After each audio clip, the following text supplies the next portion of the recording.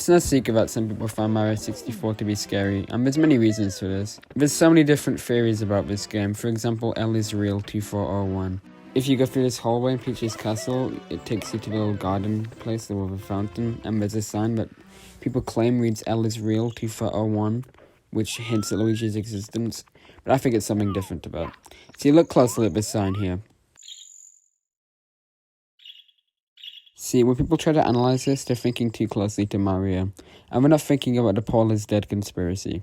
The sign clearly reads P is dead in 1966. Now, what is the Paul is dead theory, you ask? Well, I'll tell you. The theory goes that Paul McCartney died on the 9th of November 1966 in a car crash, and then the other Beatles cover up his death by replacing him with a man called William Cheers. Now, all of this is true and clearly not debunked whatsoever, other than the fact that Paul didn't really die on that day.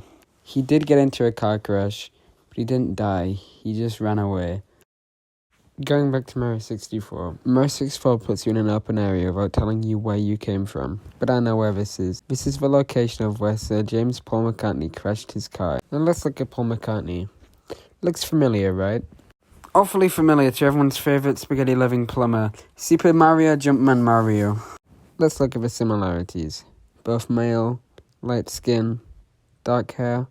You'd be a fool to tell me that these are two different people. So why does Super Mario 64 feel different to any other Mario game? Because Nintendo were also trying to cover up a death. The death of Jumpman. You think Paul looks different? Look at the difference between these two. But not even the same dimension. Nintendo thinking they can pull a fast one on us. Nintendo were trying to innovate, trying to make a new type of gaming altogether. And that's when they found Paul McCartney. Paul McCartney was strange to them, because everyone at Nintendo was 2D. But Paul was a real human, and they knew that he would be great in their new game. But what Nintendo did was actually kill Paul McCartney. So after Paul McCartney ran away, he actually got killed by Nintendo.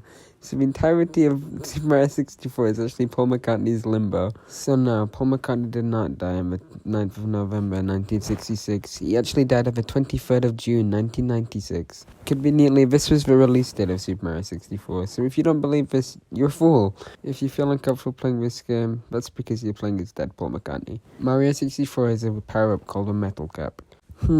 Sounds familiar. That's right, that's actually named after Maxwell Silverhammer, a song written by Paul McCartney. Now I just need to let people know about this. Never mind, actually.